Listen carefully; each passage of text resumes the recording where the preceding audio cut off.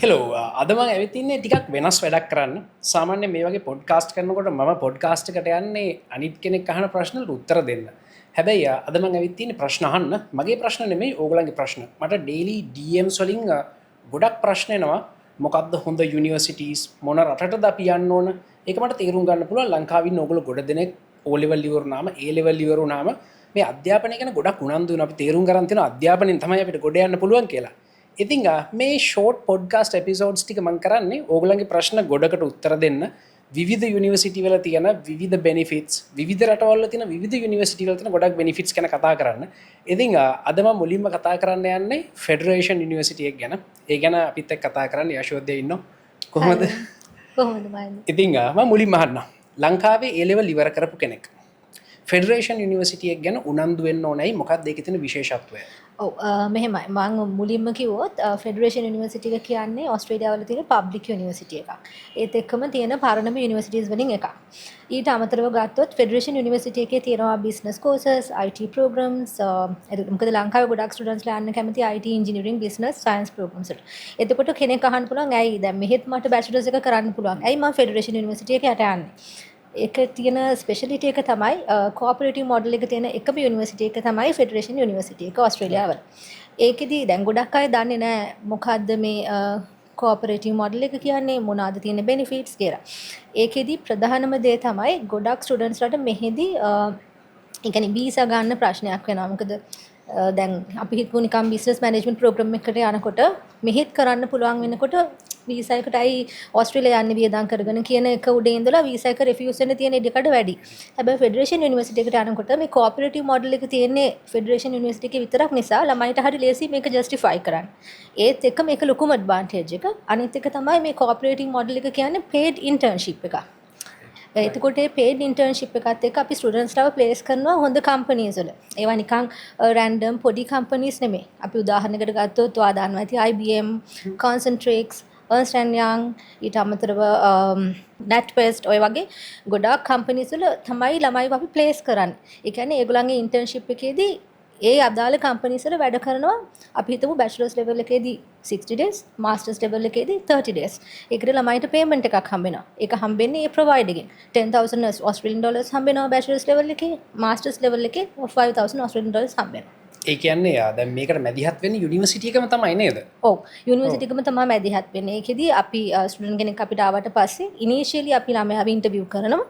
Interview කරලා ඒගොල්ලන්ගේ capability එක අනුව අපි ඒගොල්ලන්ව ප්ලේස් කරනවා. ඒ කියන්නේ මේ කෝපරේටිව් මොඩල් එක කියන්නේ ඒගොල්ලන්ගේ ඒ අපි ගත්තොත් බැචලර්ස් ප්‍රෝග්‍රෑම් එකේම කොටසක්.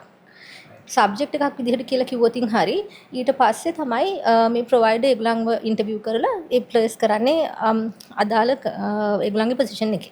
ඒක ස්ටුඩන්ට් කෙනෙක්ට සෑහෙන හොඳ ඔපචුනිටි එකක් නේද? මොකද ඒගොල්ලන් සමහරට ඒ කම්පැනි එකෙම දිගටම වැඩ කරන්න පුළුවන්.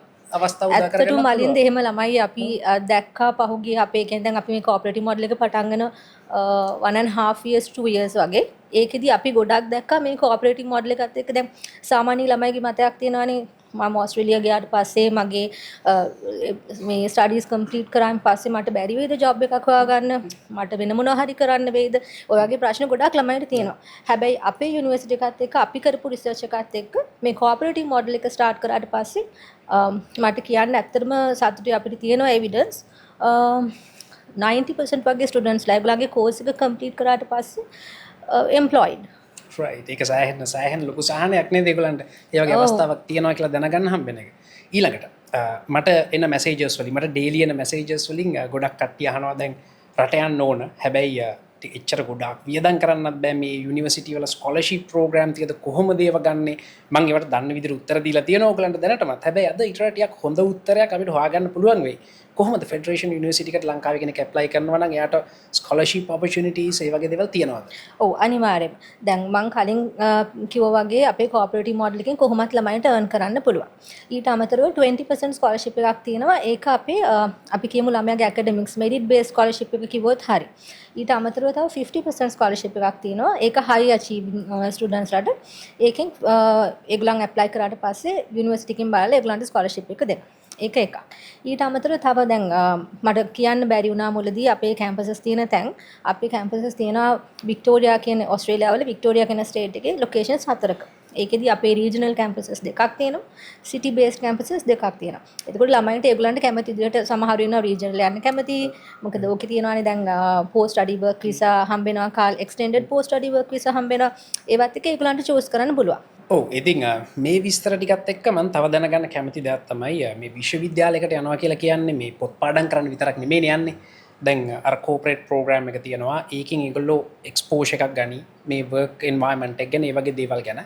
ඊට අමතරව මේකේ පොඩි ස්ටුඩන්ට් ලයිෆ් එකකුත් අපි එක්ස්පෙක්ට් කරනවානේ. මම යුනිවර්සිටි යනකොට මමත් ඒක එක්ස්පෙක්ට් කරා. කොහොමද මොන වගේ ලොකේෂන් වලද මේ යුනිවර්සිටි තියෙන්නේ? කොහොමද අපි තෝරගන්න ඕන ඒ වගේ දේවල් සහ ඒවෙයි ස්ටුඩන්ට් ලයිෆ් එක මොන වගේද? ඔව් දැන් අපේ යුනිවර්සිටි එක ගත්තොත් අපි මේන්ලි අපිව දාන්නේ රීජනල් යුනිවර්සිටි එකක් හැටියට. හැබැයි අපේ රීජනල් යුනිවර්සිටිස් දෙකක් තියෙනවා, සිටි යුනිවර්සිටිස් දෙකක් තියෙනවා. එතකොට දැන් කවුරු හරි ස්ටුඩන්ට් කෙනෙක් හොයනවා නම් මට රීජනලුත් වෙන්න ඕනේ, හැබැයි මට මෙල්බන් වලට ළඟ වෙන්නත් ඕනේ. එහෙම කිව්වොත් අපිට ඒගොල්ලන්ට දෙන්න පුළුවන් හොඳම ඔප්ෂන් එක තමයි අපේ මේන් කැම්පස් එක බැලරැට්. මොකද 1.5 hours වගේ යනකොට ඒගොල්ලන්ට මෙල්බන් රීච් කරන්නත් පුළුවන්. ඒත් එක්කම මෙල්බන් අපි බැලරැට් ගත්තොත් ඕස්ට්‍රේලියාව වල තියෙන most livable regional city එක තමයි බැලරැට් කියන්නේ. ඉතින් එහි හරීම calm and quiet. ඒත් එක්කම යුනිවර්සිටි එකේ ගත්තොත් ගොඩක් ස්ටුඩන්ට්ස්ලා කියන්නේ දැන් ලංකාවේ ළමයි විතරක් නෙමෙයි. දැන් ඔයා මගෙන් කලින් ඇහුවා අපේ මොනවද තියෙන ස්කෝලර්ෂිප්ස්. මට ඒකෙදි සඳහන් කරන්න බැරි වුණා අපේ accommodation support scholarship එකක් තියෙනවා කියලා. ඒක මම මෙතනට ගෙනාවේ අපේ මෙල්බන් වල තියෙන එක අරුණම අනිත් හැමතැනම මේ ස්කෝලර්ෂිප් එක දෙනවා accommodations වල. එතකොට ඒ accommodation අපි ළමයිට ගන්න කියලා කියන ඒක හේතුව එක එක රටවල ළමයි එනවා. ඒත් එක්කම කල්චරල් එක හබ්ස් තියෙනවා. ඊට පස්සේ එක ඉවෙන්ට්ස් මේගොල්ලන්ට arrange කරනවා. මැචස්, බාස්කට්බෝල් මැචස් ඔය වගේ ළමයින්ට ගොඩක් එක්කනත් එක්ක interact වෙන්න අවස්ථාවල් තියෙනවා. ඒකත් එක්කම අනිත් දේ තමයි අපේ classroom sizes හරි අපි කියන්නේ small classroom sizes. ඒකෙන් කියන්නේ පොඩි classroom sizes නෙමෙයි. ළමයි ගාන හරි අඩුයි. 15ක් 20ක් විතර තමයි අපි ළමයි ගන්න.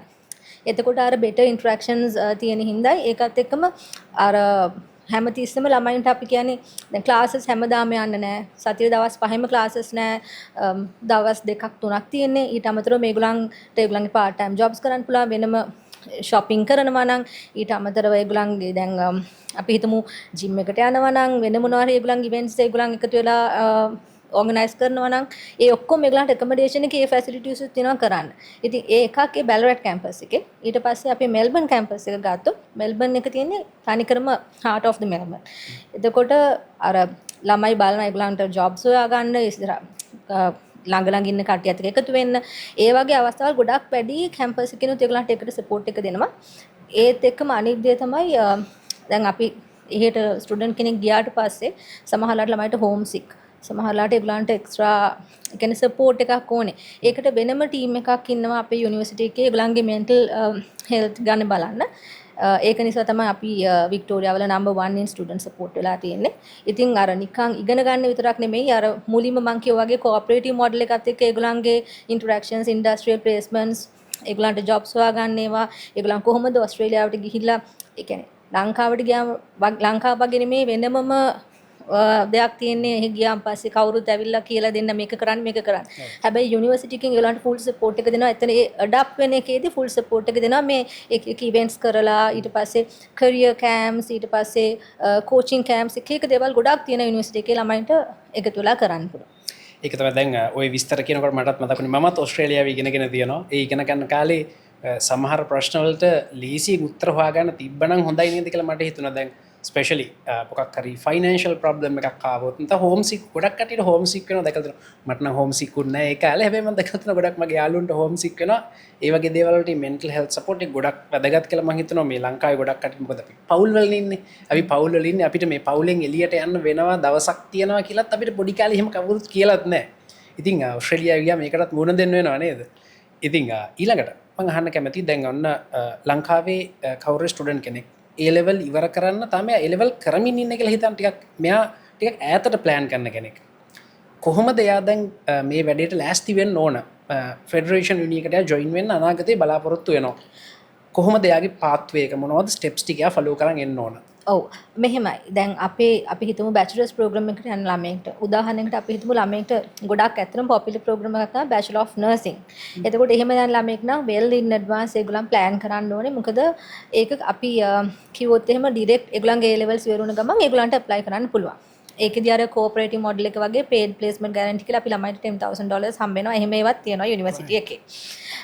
එතකොට එහෙම නැතුව අපි හිතමු ඉංජිනේරින් IT යන ළමෙක් හදිස්සියේවත් ඒගොල්ලන්ට හිතන රිසල්ට්ස් ගන්න බැරි වෙනවා ඒ ලෙවල්ස් වලදී. එතකොට අපි ළමයිට සජෙස්ට් කරන්නේ මෙහි දැන් ඇත්තටම ලංකාවේ ඇතුලේ පාත්වේ ප්‍රෝග්‍රෑම්ස් තියෙනවා. ඒවත් එක්ක අපි අපේ යුනිවර්සිටි එක වැඩ කරන පාත්වේ ප්‍රොවයිඩර්ස්ලාත් ඉන්නවා. ඒ වගේ තැනක ඒගොල්ලන්ගේ අපි හිතමු ෆවුන්ඩේෂන් එකක් කරන්න පුළුවන්. ෆවුන්ඩේෂන් එකේ ඉක්වලන්ට් ක්වොලිෆිකේෂන් එකක් A levels වලට. ඒකත් එක්ක ඩිරෙක්ට් යුනිවර්සිටි එකට ඇප්ලයි කරන්න පුළුවන්. එහෙම නැත්නම් යුනිවර්සිටි එකට කෙලින්ම ඩිප්ලෝමා පාත්වේ එක හරහා යන්නත් පුළුවන්. මොකද යුනිවර්සිටි එකේ ඩිප්ලෝමාස් තියෙන හින්දා. රයිට් ඒ ලෙවල් කරපු කෙනෙක් ඔන්න ඔය විදිහට තමයි ප්ලෑන් කරන්න ටිකක්. මොකද දැන් ඉන්න ස්ටුඩන්ට්ලා ඉස්කෝලේ යන කාලේ ඉඳන්ම ප්ලෑන් කරනවා මේ මට එන මැසේජස් වලින් මට තේරෙනවා ඉස්කෝලේ යන කාලේ ඉඳන් ප්ලෑන් කරනවා ඊළඟට මොන යුනිවර්සිටි එකටද යන්නේ ඊට පස්සේ කරන්නේ මොනවද කියලා. ඒගොල්ලන්ට ප්‍රයෝජනවත් වෙන තමයි මම ඔය ප්‍රශ්නෙත් ඇහුවේ. ඉතින් ඊළඟට දැන් මේකේ තියෙන ස්ට්‍රෙන්ත්ස් ගොඩක් ගැන අපි කතා කරා මේ යුනිවර්සිටි එකේ තියෙන ස්ට්‍රෙන්ත්ස් ගොඩක් ගැන. තව එක දෙයක් මට ක්ලැරිෆයි කරගන්න ඕන මේක ගොඩක් කටියට ප්‍රයෝජනවත් කියලා මම හිතනවා. සමහර යුනිවර්සිටි සිටි යුනිවර්සිටිස් කියලා කිව්වා යශෝදේ ඔයා. සමහර ඒවා රීජනල් යුනිවර්සිටිස්. මේ දෙකෙන් එකක් තෝරගන්න කාට හරි ඕන නම් මොනවද ඒකට බලපාන කාරණා මොන වගේ මොන හින්දාද සිටි යුනි එකක් තෝරගන්න ඕන කෙනෙක් රීජනල් යුනි එකක් තෝරගන්න ඕන මොකද එතන තියෙන ස්ට්‍රැටජික් ඩිසිෂන් මේකින් ප්‍රොසෙස් එක. ඔව් මලින්ද. ඒකෙදි මෙහෙමයි. දැන් අපි මෙච්චර කාලයක් අපි කරලා තියෙන රිසර්චර්ස් එක බලපුවාම ලංකාවේ ස්ටුඩන්ට්ස් ලගේ මයින්ඩ්සෙට් එක ඇතන නෝ මට යන්න ඕනේ මෙල්බන්. ඒ කියන්නේ ළමයි සමහරලාට ඇත්තටම ඕස්ට්‍රේලියා කියපුවම ඒගොල්ලන් හිතන්නේ මෙල්බන්. මෙල්බන් තමයි මට යන්න ඕනේ. හැබැයි එහෙම නෙමෙයි වික්ටෝරියා ස්ටේට් එක කියලා ගත්තාම මෙල්බන් කියන්නේ සෙන්ට්‍රල් බිස්නස් ඩිස්ට්‍රික්ට් එක. හැබැයි අපි ගොඩක්ම දකිනවා දැන් just after A level students ලා ඒගොල්ලන් ගොඩක් කැමති අර happening lifestyle එකට. එතකොට ඒගොල්ලන්ට මේ regional aspect එක ඇත්තටම වැදගත් නෑ. ඒගොල්ලන් කැමති අර ඒ මෙල්බන් ගිහිල්ලා පොඩක් යාළුවොත් එක්ක එකතු වෙලා සමහරට ඒගොල්ලන්ගේ කලින් ගිහිල්ලා ඉන්න යාළුවෝ ඉන්නවා. ඉතින් එහෙම ළමයෙක්ට ඇත්තටම මෙල්බන් අපේ තියෙන මෙල්බන් වල තියෙන කැම්පස් එක හොඳයි. මම කියන්නේ IT business වගේ කරන ළමයෙක්ට. හැබැයි ඕකට අමතරව තව කොටසක් ඉන්නවා හිතන්න මෙහි bachelors කරලා මාස්ටර්ස් ප්‍රෝග්‍රම්ස් වලට යන්නේ. ඒගොල්ලන් එතකොට ගොඩක් බලන්නේ මම මාස්ටර්ස් කරලා මගේ පෝස්ට් ස්ටඩි වර්ක් විස් එක ගන්න කොහොමද? මොකද සාමාන්‍යයෙන් රීජනල් ඒරියා එකට ගියාට පස්සේ ඒගොල්ලන්ට එක්ස්ටෙන්ඩඩ් පෝස්ට් ස්ටඩි එක හම්බ වෙන එක normally අපි හිතුව මෙල්බන් ගියාම මෙල්බන් රීජනල් නෙමෙයි. එතකොට ඒගොල්ලන්ට හම්බෙන්නේ 2 years වගේ. හැබැයි රීජනල් ඒරියා එකට ගියොත් 3 to 4 years වෙනකන් වගේ හම්බ වෙනවා. ඉතින් ඒක ගැන තමයි ගොඩක් අපි දකින්න එකක් තමයි බැචලර්ස් වලට යන ළමයින්ට වඩා අර මාස්ටර්ස් වලට යන ළමයි ගොඩක් කැමති රීජනල් ඒරියාස් වලට යන්න. අපි චුට්ටක් ක්ලැරිෆයි කරගන්න පෝස්ට් ස්ටඩි වීසා කියන එක එක්ස්ටෙන්ඩඩ් පෝස්ට් ස්ටඩි වීසා මොකද අපි කීප පාරක් මේක කිව්වා අපි හරියට ක්ලැරිෆයි කරගෙන අපි ඒකත් පොඩ්ඩක් ක්ලැරිෆයි කරගෙන යන්න. ඔව් ඒක මෙහෙම. ඒ කියන්නේ දැන් අපි ස්ටුඩන්ට් කෙනෙක් විදිහට ගිහිල්ලා ඕස්ට්‍රේලියාව වල ඇත්තටම ටෙම්පරරි වීසා එකක් තමයි ස්ටුඩන්ට් වීසා.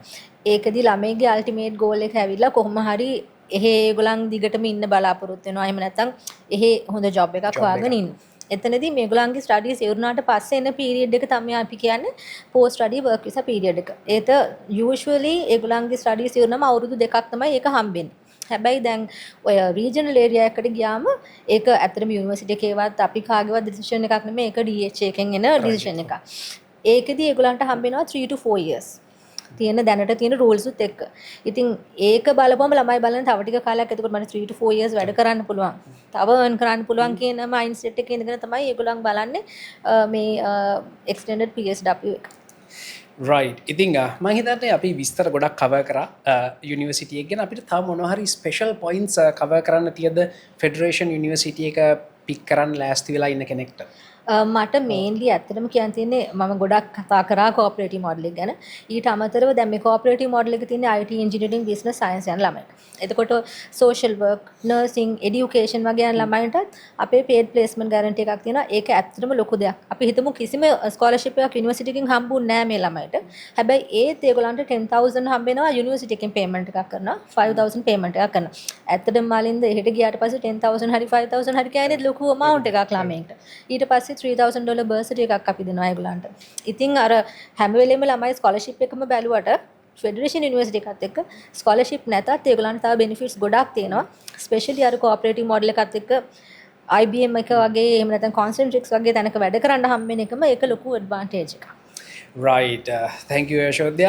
ඉතින් මේ ඕගොල්ලෝ අහපු ප්‍රශ්න තමයි මම ගෙනත් මේ Achieve Via channel එකේ ඕගොල්ලන්ට මේ ක්ලැරිෆයි කරලා දෙන්නේ.